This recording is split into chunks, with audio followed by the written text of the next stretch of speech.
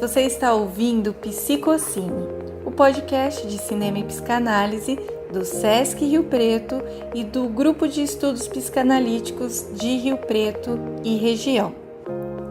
Hoje nós vamos falar sobre o filme Paterson, de 2016. O filme é de Jim Jarmusch e estrelado por Adam Driver. É um filme muito poético, muito bonito, vale muito a pena assistir. Mas, se você ainda não viu, não se preocupe. A Maria Ângela Pala, psicanalista, presidente da Comissão de Cultura e Comunidade do GEP Rio Preto, vai contar um pouco pra gente sobre o que esse filme fala, o que ele mostra. E em seguida, a nossa convidada, a psicanalista Marli Terra Verde, que é presidente do GEP Rio Preto e também membro filiado da Sociedade Brasileira de Psicanálise de São Paulo, vai fazer as relações entre o filme e conceitos psicanalíticos. Então, se você gosta de cinema, se você gosta de psicanálise, fica ligadinho, vamos ouvir o que elas têm para nos dizer. Eu sou Ana Paula Dias Rodrigues, técnica de programação do Sesc Rio Preto, responsável pela pasta de cinema, e apresento esse podcast para vocês.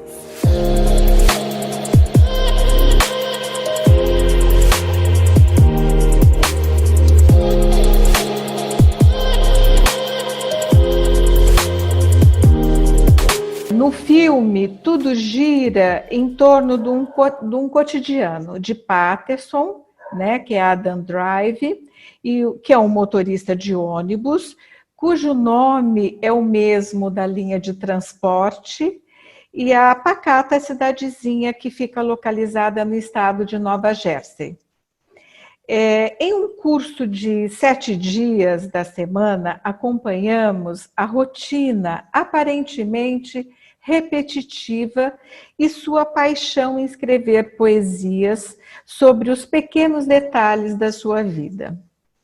Logo percebemos a estrutura adotada por Jarmusch, que é o seu diretor do filme, né? No seu filme. O dia inicia sempre com um letreiro informando o dia da semana, seguindo por uma ordem de eventos quase que repetida, com Paterson e Laura, sua esposa, os dois acordando, ele dirigindo o ônibus, almoça no mesmo lugar, escreve poesias, retorna para casa para jantar, termina a noite com uma cerveja num bar próximo, e sempre nos indicando o fim de um dia e o início do outro. Ainda que todos os eventos acabem se repetindo e praticamente na mesma ordem, sem surpresas drásticas, Jarmusch é capaz de encontrar brilho na rotina e observar coisas sobre diferentes prismas e encontrar, surpreendentemente, dependendo do nível de reflexão, conteúdo, ideias em algo aparentemente inexistente.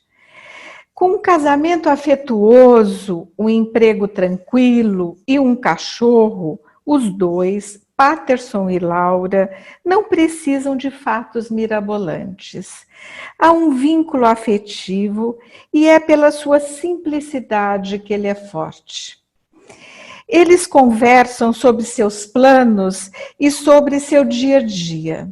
E é justamente o fato de não colocar tanta importância nas suas falas que torna seus diálogos extremamente convencionais, encantadores, ressaltando a delicadeza do seu relacionamento.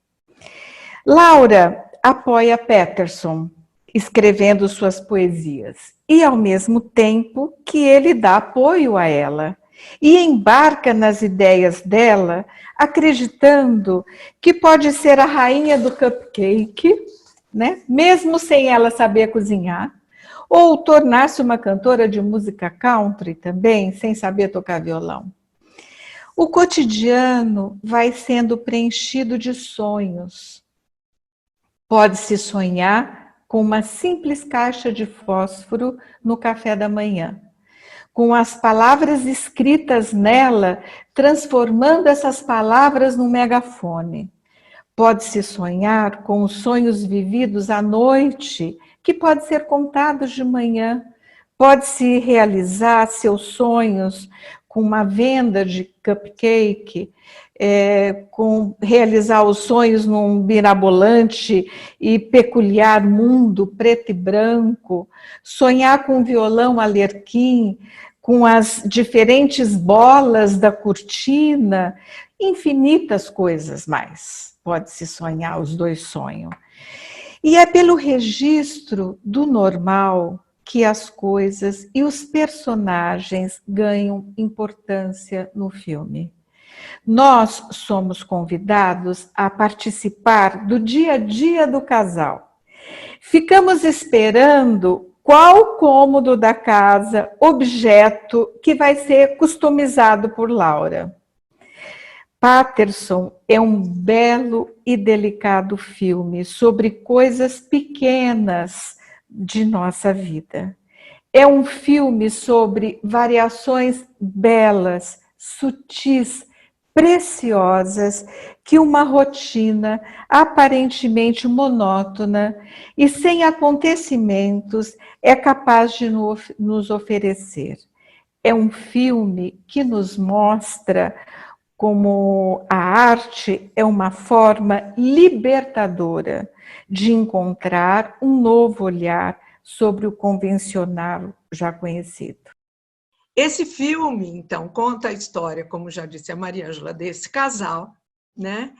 E nessa cena tem um dito do poema dele, que diz o seguinte: se você um dia me abandonar, meu coração vai junto e não conseguirei trazê-lo de volta, né? Então fala dessa paixão, a grande paixão dele por sua mulher e a grande paixão dele pela poesia, né? Que são as grandes paixões que ele tem no filme. Ele fica sempre na sua rotina e ele fica na frente desse lugar, que é um lugar bem bonito, na cidade de Paterson, como se aí ele se inspirasse pensando na poesia, se inspirasse para escrever. O Freud tem um artigo que se chama Devaneio e Escritores Criativos. Nesse artigo dele, ele compara a questão da poesia e dos escritores com o brincar das crianças. Ele diz que aquele brincar imaginativo, o brincar de faz de conta, o brincar imaginativo, é muito semelhante à condição de criação que tem os poetas e os escritores, né? E que eles têm que ter de verdade essa liberdade imaginativa. E eu penso que é isso que a gente observa, né? Uma liberdade que ele tem de pensar em qualquer coisa e de falar sobre qualquer coisa a partir da poesia. O Winnicott abriu um novo espaço para a imaginação, a fantasia e a ilusão. O brincar passou a ser coisa muito séria e poder fantasiar e compartilhar fantasias fusionais em grande sintonia com uma mãe receptiva passou a ser considerado essencial para que alguém desenvolva a capacidade de sentir que a vida vale a pena. É necessário, todavia, assinalar que agora o espaço equidistante entre a fantasia e a realidade, universalmente aceito, não é mais um mero consolo ou um recurso a promover a tolerância necessária para que o ser humano aguente a penosa realidade. É nesse espaço que o homem passa, de fato, a viver. Um espaço que é um lugar virtual, misto de sensação e imaginação, atravessado pelas necessidades do corpo em interação com a cultura. Os fatos objetivos, os acontecimentos da vida, ao existir nesse espaço virtual, tornam-se a realidade do sujeito. Essa realidade subjetiva a única possível para a consciência, tenderá a ser benevolente ou perturbadora, dependendo de como o indivíduo tenha se desenvolvido. Isso está na arte, psicanálise na construção do humano, é um artigo do Cláudio Rossi, que é um psicanalista. Bom, a gente viu bem isso no filme, porque o Patterson é uma pessoa benevolente com o que pensa, com o que sente consigo mesmo. E a gente viu aquele outro companheiro dele, que não era absolutamente assim, né? E vivia uma vida tormentosa, e se relacionavam, e era interessante observar essa diferença, né? De tormento da vida de um e de benevolência, digamos, da vida do outro. Bom, essa é a cidade, né? Me pareceu muito interessante o personagem Patterson tem o nome da cidade, Patterson. Por quê? Me pareceu uma pacata cidade de New Jersey, como ele também é uma pacata pessoa nessa cidade, né? Só que é uma cidade que faz poetas, né? E isso aparece quando ele lê apaixonadamente um outro poeta que também nasceu nesse lugar. E esse bar mostra, né, os personagens importantes nascidos lá, inclusive o gordo do Gordo Magro, que nasceu também em Patterson. Então, é uma cidade que parece, com todo jeito tranquilo de ser, produzir artistas. A gente tem visto na pandemia que, com parado o movimento externo, como as pessoas começaram a ficar mais criativas, como a arte foi a primeira coisa a se manifestar criativamente durante a pandemia. Os artistas se manifestaram, as pessoas começaram a escrever, os cantores inventaram outra forma de cantar. Então, nos mostram isso, né, de que a arte é essa liberdade que, quando o mundo parece muito tranquilo fora, parece propiciar que a mente também crie. Eu, então, escolhi que os poetas falem sobre isso para vocês. Então, vou começar por um livro do René Maria Rilke, que chama Cartas a um Jovem Poeta, né? E ele diz o seguinte: procure entrar em si mesmo, investigue o motivo que o manda escrever, examine se estende suas raízes pelos recantos mais profundos de sua alma. Confesse a si mesmo: morreria se lhe fosse vedado escrever? Isto acima de tudo. Pergunte a si mesmo na hora mais tranquila de sua noite: sou mesmo forçado a escrever? Escave dentro de si uma resposta profunda. Se for afirmativa, se puder contestar aquela pergunta severa por um forte e simples sou, então construa sua vida de acordo com a sua necessidade. A gente viu no Patterson que, quando o seu espaço criativo era um caderno, né? Era um caderno onde ele secretamente guardava seus poemas. O nosso sentimento, quando o cachorro destrói o seu caderno, é de que ele pode morrer disto. Eu fiquei com medo que ele morresse disso, não sei vocês, né? Mas como se ali tivesse a vida dele, não só as poesias dele, né? Ainda bem que logo em seguida ele descobre, quando ele ganha um outro caderno, né, que não, o escrever está dentro dele, a possibilidade de criar os poemas está dentro dele, e por isso ele pode seguir vivendo e seguir escrevendo. O Ezra Pound diz que o artista é a antena da raça. Isso me parece uma frase fantástica e acho que é mesmo, né? E nós vimos, né, na Laura, ela com a antena ligada, tentando encontrar qual é a sua arte. Mas ela é artista, a gente percebe isso claramente. Fica muito claro nos designers que ela é artista, né? O que ela faz com a casa, o que ela faz com as roupas, com as cortinas. Mas ela ainda não sabe, ela ainda está de antena procurando, né? Se ela vai ser pintora, se ela vai fazer cupcake, se ela vai ser a cantora, enfim, ela está ainda procurando qual vai ser sua arte. Ele não, ele já encontrou, e sua arte é a poesia, e ele, de fato, tem uma ligação profunda com essa arte que faz parte da vida dele. Fernando Pessoa, que é uma paixão para mim, quero confessar para vocês, Ele viveu isso que o Patterson vive no filme. Então, eu acho que ele é a figura melhor para poder contar para nós o que é isto que experimentam poetas que vivem a realidade que o Patterson viveu.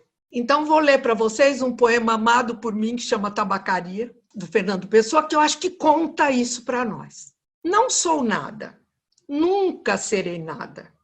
Não posso querer ser nada. A parte isso, tenho em mim todos os sonhos do mundo. Janelas do meu quarto de um dos milhões do mundo, que ninguém sabe quem é. E se soubessem quem é, o que saberiam? Estou hoje vencido, como se soubesse a verdade. Estou hoje lúcido, como se estivesse para morrer e não tivesse mais irmandade com as coisas. Falhei em tudo, não fiz propósito nenhum. Talvez tudo fosse nada. Saio da janela, sento-me numa cadeira e em que hei de pensar? Que sei eu do que serei? Eu que não sei o que sou? Ser o que penso, mas penso tanta coisa. E há tantos que pensam ser a mesma coisa que não pode haver tantos. Gênio? Neste momento, 100 mil cérebros se concebem em sonhos gênios como eu. E a história não marcará, quem sabe, nenhum. Não haverá senão estrume de tantas conquistas futuras. Não creio em mim. Em todos os manicômios, há doidos malucos com tantas certezas. Eu que não tenho nenhuma certeza, sou mais certo ou menos certo? Não, nem em mim. O mundo é para quem nasce para o conquistar, e não para quem sonha que pode conquistá-lo, ainda que tenha razão. Tenho sonhado mais do que Napoleão fez. Tenho apertado ao peito hipotético mais humanidade do que Cristo. Tenho feito filosofias em segredo que nenhum Kant escreveu. Mas sou, e talvez serei sempre, o da mansarda, ainda que não more nela. Serei sempre o que não nasceu para isso. Serei sempre só o que tinha qualidades. Serei sempre o que esperou que lhe abrissem a porta ao pé de uma parede sem porta. Vivi, estudei, amei e até criei. E hoje não há mendigo que eu não inveje só por não ser eu. Olho a cada um os andrajos, as chagas e a mentira e penso: talvez nunca vivestes, nem estudastes, nem amastes, nem crestes. Porque é possível fazer a realidade de tudo isso sem fazer nada disso. Talvez tenhas existido apenas como um lagarto a quem cortam o rabo. Fiz de mim o que não soube, e o que não podia fazer de mim, não o fiz. O dominó que vesti era errado. Conheceram-me logo por quem não era, e não desmenti e perdi-me. Quando quis tirar a máscara, estava pegada a cara. Quando a tirei e me vi ao espelho, já tinha envelhecido. Estava bêbado, já não sabia vestir o dominó que não tinha tirado. Deitei fora a máscara e dormi no vestiário, como um cão tolerado pela gerência, por ser inofensivo. E vou escrever essa história para provar que sou sublime. Essência musical dos meus versos inúteis.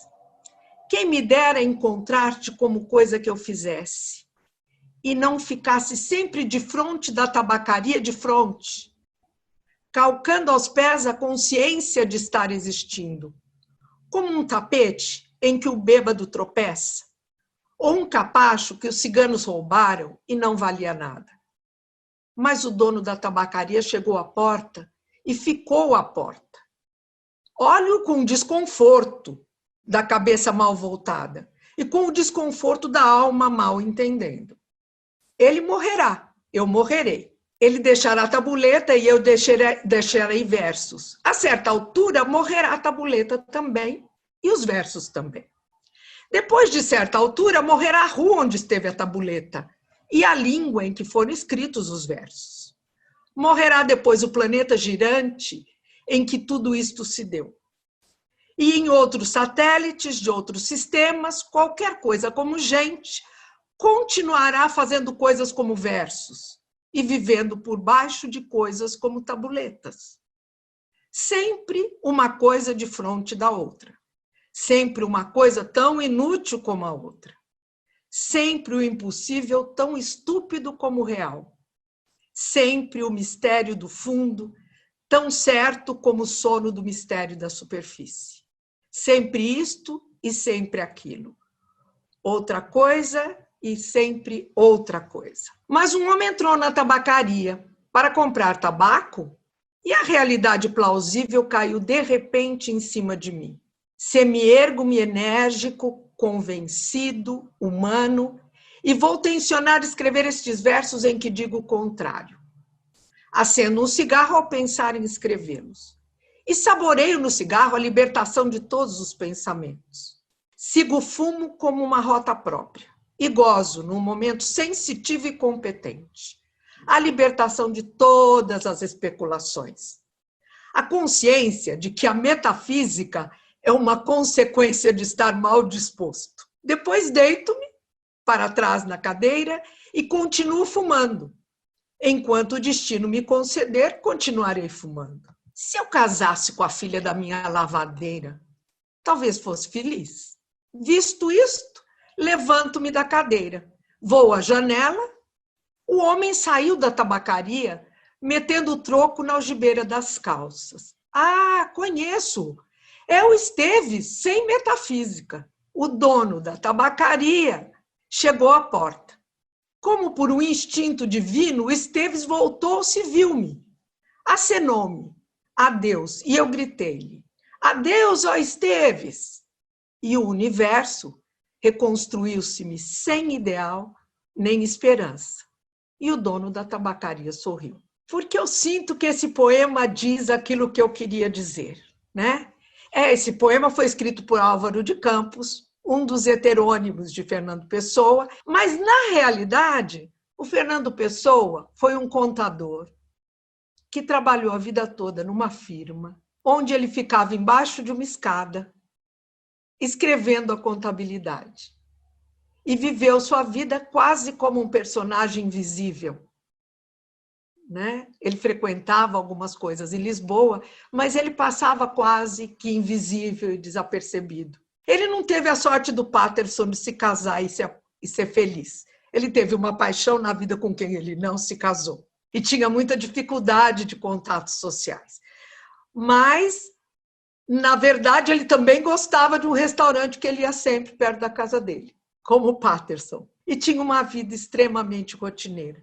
Mas, de fato, se tornou um gênio da poesia. E era disso que eu queria chamar a atenção. O filme traduz isso de um jeito brilhante. Como as pessoas podem ser invisíveis fora, mas ter um mundo riquíssimo por dentro, né? Isso me parece uma coisa que nós, psicanalistas, muitas vezes observamos no nosso trabalho. Uma riqueza de vida interior, de pessoas que às vezes se sentem desapercebidas para o mundo. Essa foi a análise psicanalítica da Marli Terra Verde sobre Patterson, que trouxe ali para compor essa leitura junto com a sua própria voz, a voz do poeta Fernando Pessoa, do Rilke e também do Winnicott, entre outros. A gente começa uma sessão de perguntas logo após a apresentação e eu comecei perguntando para Marli o que ela acha dessa recorrência dos gêmeos e da duplicidade, do duplo no filme. Então, eu fiquei me perguntando muito sobre isso, né? A minha impressão é que é interessante, né? Porque o comentário que ele faz quando ela, no início do filme, diz que ela sonhou que eles tinham gêmeos, ele faz um comentário assim, seria um meu e um seu. Ele comenta isso com ela, que ele gostaria, que seria bom, que seria um dele e um dela. Eu fiquei pensando que... E aí vão aparecendo gêmeos durante o filme. Me dá a impressão de que fala desse vínculo tão profundo. Por que ele fala disso no início? Quando ele diz, olha, nós teríamos 2 filhos e seria quase como se eles ficassem gêmeos, né? Eu acho que fala de vínculos muito profundos, né? Os gêmeos têm vínculos muito profundos, normalmente, porque eles acabam tendo intuições um com o outro e tudo isso, né?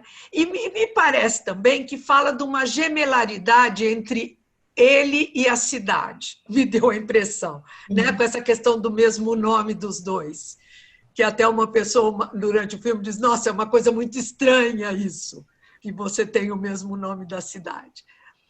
E talvez também com a poesia, né? O duplo que ele era, né? Porque também tem uma duplicidade em ser o condutor de ônibus, que só um poeta para dizer isso é muito poético. Aquele poeta do final que diz ser um condutor de ônibus é uma coisa muito poética, né? Então, talvez também aluda a isso. Mas eu também fiquei muito intrigada com a quantidade de gêmeos que o filme mostra. Também gostei muito do que você trouxe sobre essa imaginação, né? Ser ou benevolente ou perturbadora. A maioria dos retratos que nós temos dos escritores são de pessoas um pouco perturbadas, né? E aqui em Patterson a gente tem esse outro viés. Agora, a Nídia Puig quer fazer uma colocação. Gente, boa noite, muito bom sempre estar junto. E as pessoas que eu também aprezo tanto, e a Marli, que é sempre tão profícua. Eu vou falar diretamente. Me chamou muita atenção a situação do duplo nesse filme. Primeiro, o nome dele ser o mesmo nome da cidade. E ter a proposta de uma vida aos poucos, né? Vai vivendo, trabalha, é casado, como a vida na cidade ocorre, para poder, inclusive, não ter sinistro. Tem que ser exatamente pausada. A outra coisa é os poemas, que eu acho que você não comentou, muitos deles que estão no filme, são do William Carlos Williams, que é um grande poeta americano, que nasceu também pertinho ali de Nova York, e mais ou menos perto dessa cidade de onde o Patterson também está, e que também tem os nomes muito semelhantes. O nome dele é William Carlos Williams. Esse William é o nome de batismo dele, o pai é britânico e a mãe é porto-riquenha, por isso tem esse Carlos. E trabalha também com essas imagens, as poesias. Também tem poesias do Ron Patterson, que é um outro, ainda está vivo, eu assisti inclusive uma entrevista dele junto com o diretor, e esse diretor pediu para o escritor fazer, para esse poeta fazer poesias para esse filme especificamente. Ele falou, olha, eu não gosto de fazer nada por encomenda, eu sou poeta, não gosto de nada sob pressão. Ele falou, não precisa, eu já tenho algumas poesias suas que eu vou usar, que também falam do duplo. Então, eu achei interessante como é que tem essa duplicidade tão constante. Os gêmeos também. Me veio à cabeça uma frase do Aristóteles que fala que a literatura, né, a poesia e a literatura é tudo aquilo que pode ser, não é o que é. Então, não é para transcrever a realidade. Ele diz que a realidade e a história, quem faz é o historiador. No caso, a gente hoje pode falar que quem faz a realidade é o fotógrafo. A pintura ou qualquer situação de criatividade, ela é tudo aquilo que pode ser. Então, eu comecei a imaginar que se essa duplicidade não é exatamente aquilo que pode ser, bem parecido, mas não é o próprio, como a vida e a arte. A arte imita a vida imita a arte, quer dizer, bem semelhante, mas não é igual. O que você acha dessas duplicidades dessa situação coincidente do próprio William Carlos Williams, do Patterson, seu nome e ser a cidade, dessa situação pacata daquilo que pode ser, mas que realmente não é? Eu penso que a vida é dupla, porque nós temos uma vida objetiva, real, né? E para mim o que o filme tocou muito foi exatamente isso, né? E nós temos uma vida imaginária, nós temos uma vida que possibilita, inclusive, essa criação artística, né? No filme, eu acho que exatamente esse é o ponto. Então, que talvez a duplicidade também diga respeito a isso, né?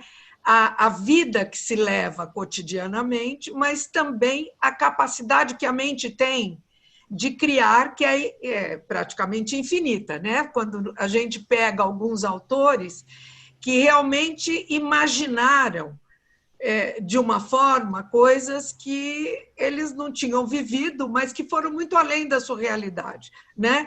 Quando eles criam, por exemplo, ficção científica, e depois essas ficções se tornam realidade, né? Quer dizer, não estão baseadas na realidade, mas eles estão imersos na realidade, na verdade, esses autores. E muitas vezes em realidades como essa que o filme apresenta. Como você tem o autor que ele cita, e que é mesmo um poeta, e que ele lê tudo isso, que também estava imerso naquela realidade, mas pôde criar e fazer um japonês sair do Japão para ir até aquela cidade, saber onde morava essa pessoa que escreveu sobre essas coisas. E eu penso que essa duplicidade, para mim, é a principal duplicidade, na verdade, do filme, porque ela mostra essa questão que somos duplos, num certo sentido, porque podemos viver a nossa vida cotidiana e podemos viver imaginariamente muitas coisas. Para Ana Paula, né, que trouxe a questão do benevolente, né?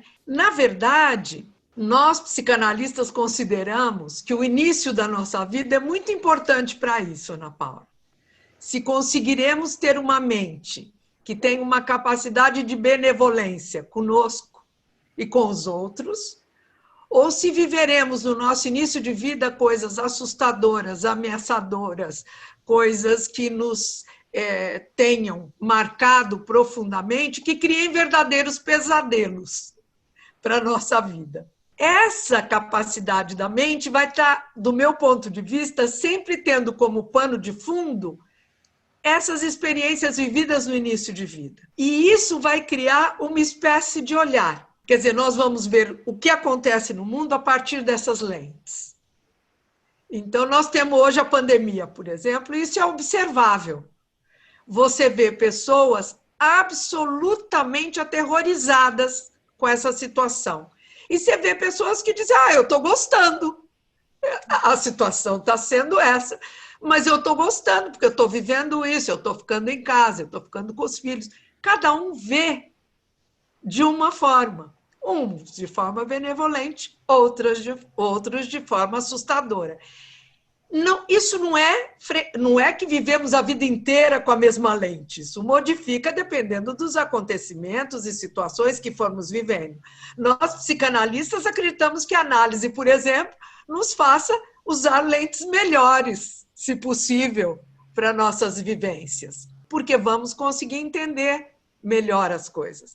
Mas essas lentes se modificam de acordo com a realidade, claro, mas não é determinada pela realidade. A realidade é muito mais determinada pelas nossas lentes que as nossas lentes pela realidade.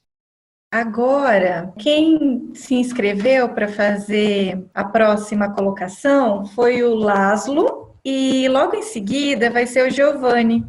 Muito gostoso compartilhar, não é? Essa noite, compartilhar a discussão de um filme, compartilhar poesia, não é? Compartilhar encontro. Não é? Eu estava lendo o que as pessoas foram escrevendo, e muitas pessoas comentaram que a Marli só poderia ter usado um poeta para discutir esse filme, porque a poesia está inerente ao filme, né? Não só porque é um poeta, mas pela construção poética que é o filme inteiro, né? Então, eu também, né? Para mim, eu sou muito encantado com a etimologia das palavras. E a etimologia da palavra poesia é linda, né? Poiesis, no grego, é fazer, né? Então, a poesia é um fazer. Ela é uma ação no mundo. E ela é uma criação de um outro mundo possível, né? E eu acho que o filme tem essa sensibilidade, e a tabacaria, eu acho que é o espelho para essa sensibilidade, não é? De que você pode viver qualquer realidade que é possível transfigurá-la, É possível produzir um novo mundo a partir daquele mundo, né?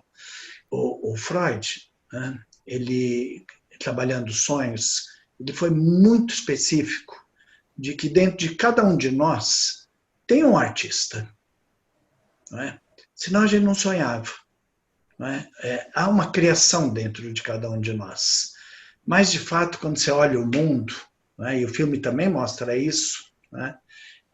Existem pessoas extremamente criativas vivendo no mesmo mundo que outras pessoas extremamente neuróticas ou extremamente sofridas, e é o mesmo mundo. Então, a minha pergunta para você, Marli, é assim: é possível que um dos propósitos que a gente possa imaginar para um bom tratamento analítico seja, além de propiciar que o sujeito consiga transfigurar a sua realidade, não é?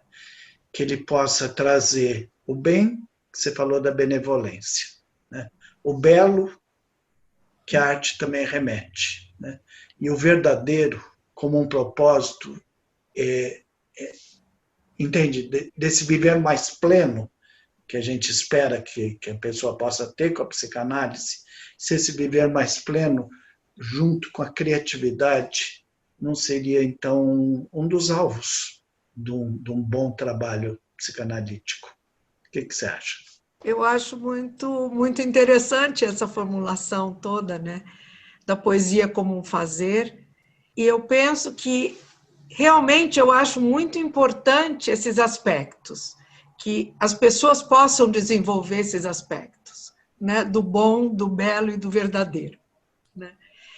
Eu acho que eu só penso que, como psicanalistas, a gente evita ter objetivos que o outro deva chegar a atingir, né?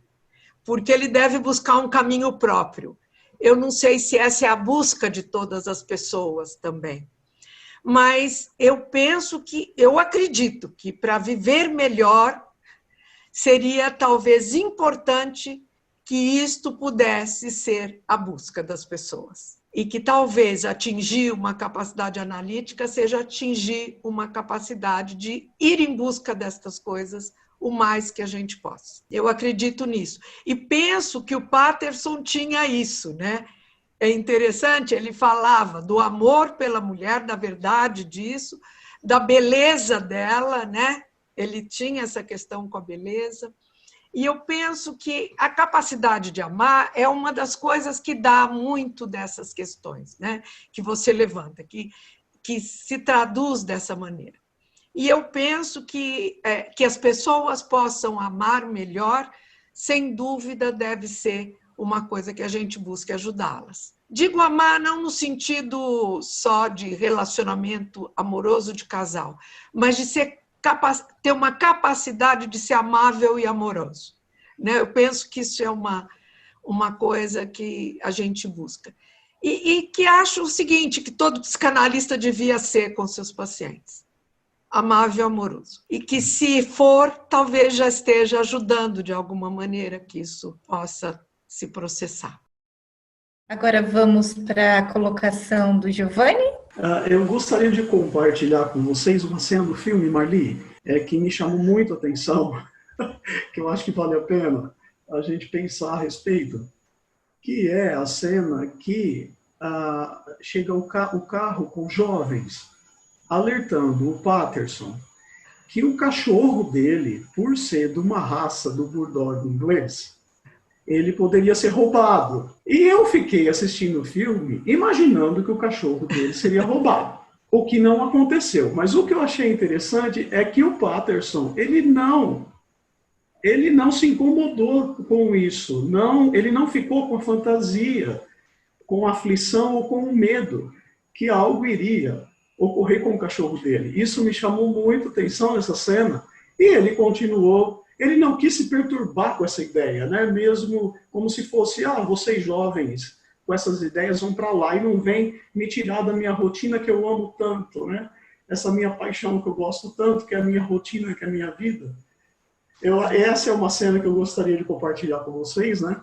E também, assistindo o filme, eu fiquei pensando muito no conceito, Marli, de epifania. O conceito de epifania, Clarice Lispector, né, trata disso. É como se a gente estivesse vendo e olhando a vida como se fosse pela primeira vez. E também associando isso ao próprio trabalho de análise, né? Porque quando a gente se submete a um trabalho de análise, o conceito que a gente estuda de insight, quando a gente se vê e se percebe como se fosse a primeira vez, uma coisa tão nova, uma percepção tão diferente a nosso respeito, e isso é tão bonito e tão interessante quando acontece na análise, né? E os desdobramentos depois que isso tem, que é um divisor de águas na nossa vida, né? Então é isso que eu queria compartilhar com vocês. Obrigado. Então, você sabe, eu também fiquei esperando roubarem o cachorro a primeira vez que eu vi. Eu também fiquei achando que poderiam roubar. Mas eu acho que faz parte do que eu estou chamando de benevolência dele.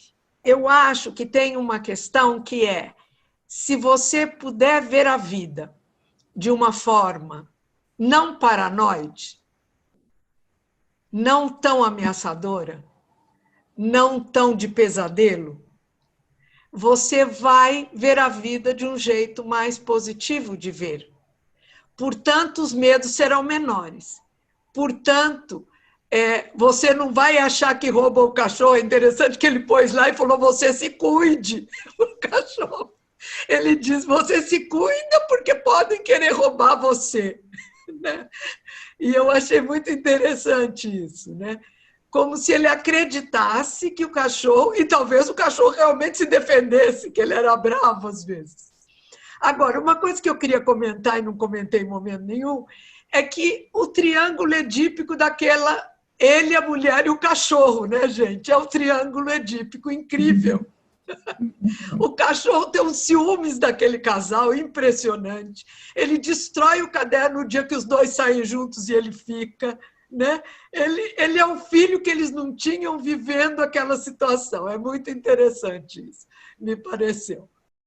A Rosângela Verdi, ela também mostra dois estados, duas possíveis interpretações de arte que estão dentro do filme, né? Uma trazida pelo Hilke, que você trouxe por meio do Hilke, né? Que é aquela relação visceral com a arte que estaria no casal jovem, mas que o filme também aponta a arte como uma válvula de escape, né, um meio de driblar aquela realidade. Então, esses são os comentários que eu consegui aqui tecer. Tem uma pergunta, e aí eu acho que talvez seja a última que a gente consiga fazer. É da Wada Ali Hamad, vocês conhecem ela? É assim que fala? O Haddad. A Haddad, ela diz assim, que no bar e na rua o clima era um pouco diferente, era mais violento, um tanto melancólico, que a vida nesses ambientes acontecia de uma forma muito embrutecida. O que você pensa sobre como a vida é retratada nesses ambientes? Então, eu senti uma coisa interessante, que é como se ele pusesse sempre em torno do Patterson, em muitas situações, conflitos mesmo, pessoas angustiadas, pessoas com dificuldade, desde o companheiro do ônibus, né? Que falava da vida dele, aquele sofrimento com a vida dele, aquele casal do bar que sofre, né? E que é interessante, que também fica assim, é artístico, então ele está representando, ou isso aí é verdade, ele sofre mesmo, isso é uma realidade, né? Parece que coloca em torno dele uma série de questões difíceis.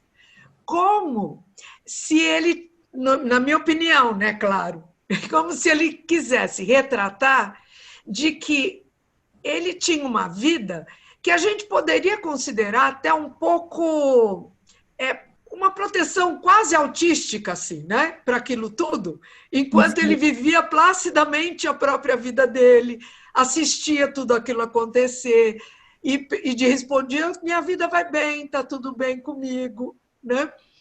e repetia cotidianamente as coisas, mas eu penso que ele, o tempo inteiro, me parecia que o diretor fazia um contraponto. Como assim, olha, o mundo é cheio disso, mas se você for um poeta, você pode viver isso de uma outra maneira, né? Você pode viver isso vivendo na sua poesia, vivendo no seu mundo poético, né? E isso seria uma certa caverna protetora, digamos assim, né? Porque lá dentro você vive uma outra coisa, apesar dessa convivência com esse mundo, né? E eu penso que isso também é uma coisa interessante, né? Porque muitas vezes a realidade do mundo arrasta as pessoas. Por exemplo, o Fernando Pessoa, quando ele fala da sua poesia, ele fala de coisas bastante sérias. A poesia dele é cheia de amargura, não é brincadeira. Agora, tem um dos poetas que é zen. Um dos heterônimos é completamente zen. Esse não vive essa coisa angustiada dos outros Fernando Pessoas, né? Então, mostra que isso existe dentro de nós, a possibilidade desta coisa mais protegida da realidade, que podemos até discutir. Não sei se isso não estou levando em conta se isso é bom ou ruim, se é melhor ou pior, nada disso, não é? Sem nenhum julgamento de valor. Mas eu acho que é isto que o filme retrata bastante, que ele vive como poeta uma vida de outra natureza. E acho que os artistas têm isso mesmo. Eles vivem um pouco à parte, né, de uma realidade que os outros vivenciam de outra forma. Bom, estamos encerrando aqui mais um Psicocine, dessa vez sobre o filme Patterson de Jim Jarmusch. Espero que vocês tenham gostado. Se liguem nas redes sociais do Sesc Rio Preto para mais dicas de cinema e de cultura em geral.